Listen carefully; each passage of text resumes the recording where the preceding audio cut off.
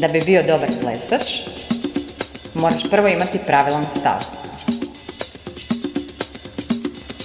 Nakon toga je bitno da savladaš ritam, prvo jednostavniji, a onda malo zahtjevniji.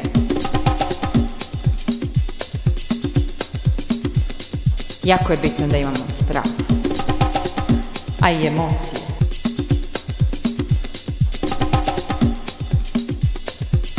A da bi bilo malo zanimljivije, ubacit ćemo i neke trikove. A o koreografijama da i ne pričam. And so tonight we say hip hip, chin chin, the rhythm section.